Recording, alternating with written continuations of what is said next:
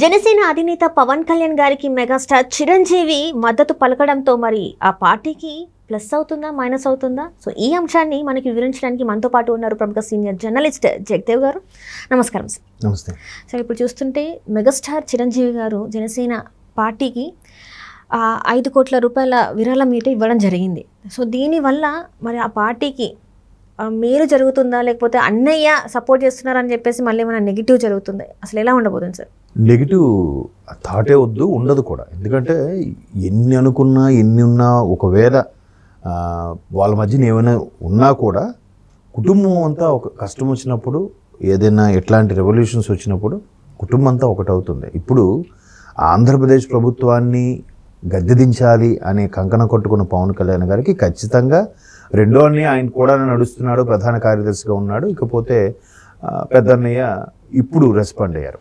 చాలా సందర్భాల్లో మీడియా మిత్రులు అడిగిన ప్రశ్నలకు కూడా ఎలా చెప్పారంటే, నాలా కాదు తను అందరి లెక్కలు అబ్జెప్తాడు ఖచ్చితంగా అన్నట్టుగానే చెప్పారు. కానీ నేను పర్టికులర్గా దీనికి సపోర్టు లేదా సపోర్ట్ చేయను అని కూడా ఎక్కడ అనలేదు.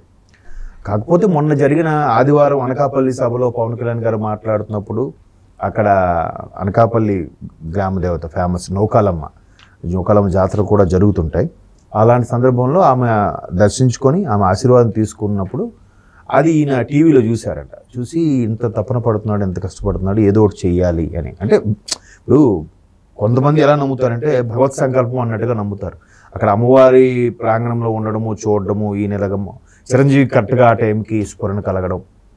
ఈ నేపథ్యంలో ఆయన ఇక్కడ హైదరాబాద్ వచ్చినప్పుడు కలవమని చెప్పాడంట చిరంజీవి గారు. ఎందుకు అంటే ఆ విజువల్ టీవీలో చూశాక ఈయనకి ఏమనిపించిందో సరే కలిసి చెప్దామని చెప్పి కలవమన్నారు. అనుకోకుండా మొన్న కలిసేటప్పుడు ఆయన అవుట్కట్స్లో ముచ్చింతల ఏదో విశ్వంభర మన బింబిసార డైరెక్టర్ ఉన్నారు కదా, ఆయన డైరెక్షన్లో విశ్వంభర టేక్ అవుతుంది. ఆ షూట్లో ఉన్నప్పుడు అక్కడికి వెళ్ళి పవన్ కళ్యాణ్ గారు, జనసేనలో కొంతమంది కార్యకర్తలు, ప్రధానమైన నాయకులు, అలాగే నాగబాబు గారు కూడా వెళ్ళి కలిశారు. కలిసిన తర్వాత ముగ్గురు చాలాసేపు చర్చించుకొని సరైన చిరంజీవి గారు పవన్ కళ్యాణ్కి 5 కోట్ల చెక్ ఇవ్వడం జరిగింది.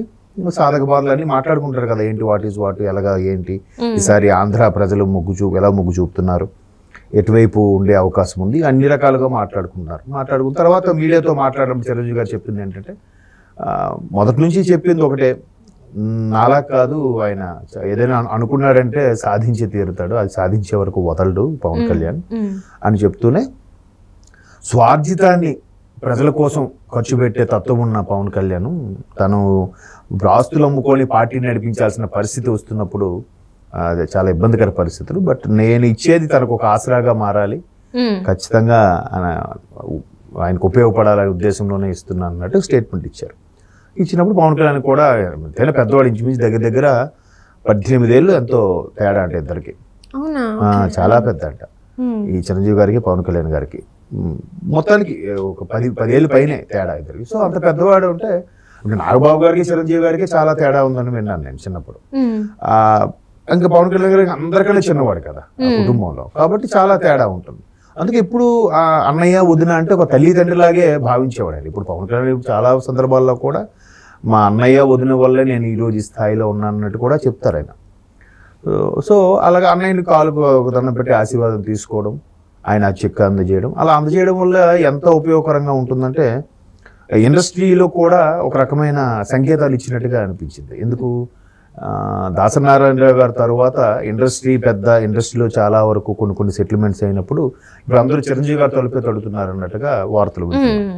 ఎందుకంటే మా అధ్యక్షులు ఉన్నా కూడా చిరంజీవి గారి దగ్గరికి, పెద్దల దగ్గరికి వెళ్తే ఎక్కడైనా సినిమాలు పెండింగ్లో ఉన్నవి, ఆగిపోయినవి గట్రా ఉన్నప్పుడు సెట్ ఏం కాదులేబ్బా, నువ్వు ఒక మెట్టు దిగు, నువ్వు ఒక మెట్టు ఎక్కువ, ఎట్లా షూటింగ్ ఆగిపోకూడదు, షూటింగ్ ఆగితే సినిమా రిలీజ్ అయితేనే ప్రొడ్యూసర్కి నష్టం ఉండదు, రిలీజ్ అవ్వకపోతే ఏ ప్రొడ్యూసర్కైనా నష్టమే, తర్వాత దాని మీద కొన్ని 100 మంది ఆధారపడి ఉంటారు అని అట్లా సెటిల్మెంట్ చేస్తూ ఉంటారు. సో ఇప్పుడు చాలామంది కోరుకునేది మురళీమోహన్ లాంటి గారు, అలాంటి సీనియర్ నటులు కూడా చిరంజీవి గారు లాంటి వ్యక్తి ఉంటే బాగుంటుంది, ఆయన అందరికీ అజాతశత్రువుగా ఉంటాడు కాబట్టి బాగుంటుందని చెప్పడం వల్ల చిరంజీవి గారు ఇండస్ట్రీ పెద్ద అని ఎక్కడ ప్రకటించకపోయినా బట్ ఆ స్థానంలో ఉన్న వ్యక్తి అనుకోవాలి. సో అటువంటి వ్యక్తి ఇప్పుడు పవన్ కళ్యాణ్ గారికి ఓపెన్గా నేను అండగా ఉంటాను, నేనున్నాను తన వెనక, ఖచ్చితంగా తమ్ముడికి సపోర్ట్గా నిలబడతాను అన్ని చెప్పడం ఖచ్చితంగా ఆ పార్టీకే సపోర్ట్ ఇస్తున్నాను, తమ్ముడికే అండగా ఉంటాను, ఆ పార్టీకే మద్దతు ఇస్తున్నాను అన్నట్టు చెప్పకనే చెప్పినట్టు అయింది కదా.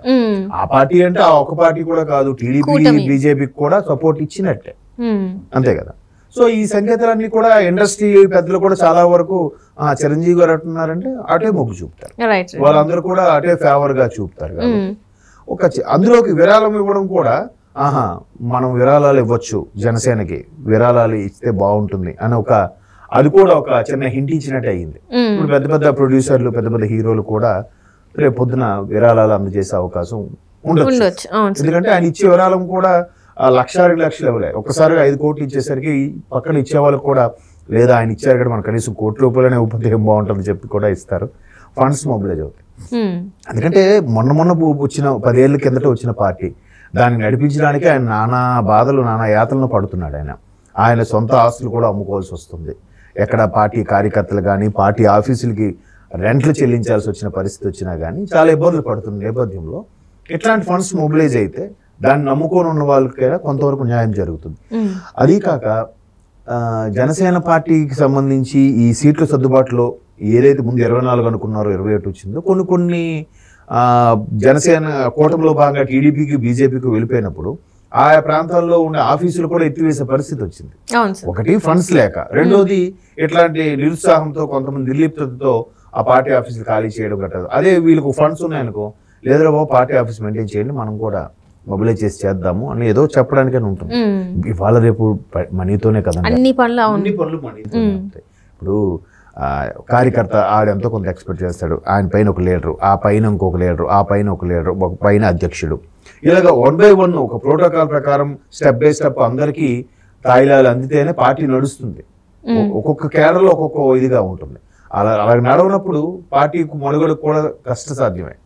కాబట్టి ఇట్లాంటి ఫండ్స్ని ఇచ్చి పార్టీని సరిగ్గా నడిపించుకొని రేపు ఎన్నికల్లో కూడా అవసరం మేరకు ఖర్చు పెట్టుకోవాలి కదా. కనీసం క్యాన్వాసింగ్కి, హోర్డింగ్లు కట్టడానికి, కనీసం ఆ జెండాలు, లేకపోతే బ్యాలెట్ పేపర్ నమూనాలు తయారు చేయడం, అట్ సేమ్ ఇక మనకి ఈ ప్లేస్లో ఇక్కడ వస్తుంది గ్లాస్ సింబల్, ఇక్కడ ఓటోకు వేయాలి, లేదా ఇక్కడ బటన్ ఇక్కడ ప్రెస్ చేయాలి అని చెప్పడానికైనా కొన్ని పాంప్లెంట్స్, లక్షల కొద్ది పాంప్లెంట్స్ పంచడానికి అది అవసరం ఉంటుంది. ఎక్కడికి వెళ్తే ఆయన ఇప్పుడు ఆ వారాహి యాత్ర ఉన్నది, వారాహి యాత్ర చేయాలంటే ఆ వారాహి వెహికల్ మెయింటెనెన్స్, దానికి అవసరమైన డీజిల్, దాని చుట్టుపక్కల ఉండే మంది మార్బలం, బాడీ గార్డ్స్, సెక్యూరిటీ, వాళ్ళ ఫుడ్, వాళ్ళ అకామిడేషన్, ఇవన్నీ ఎంత ఖర్చుతో కూడుకున్న పనులు చెప్పండి.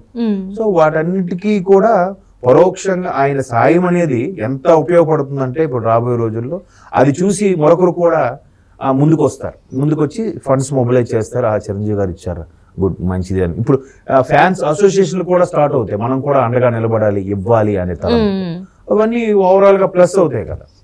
సో ప్లస్ అవడం అనేది ముందు ఇంకా సరిగ్గా 30 రోజులు ఎన్నికలు ఉన్న నేపథ్యంలో అదికి మరికొద్దిగా బలం చేకూరుస్తుంది. ఎందుకంటే మానసిక స్థైర్యం ఇచ్చేది ఇవాళ రోజుల్లో డబ్బేనండి, అది ఉంటే అన్నీ వస్తాయని అందరూ అంటున్నారు.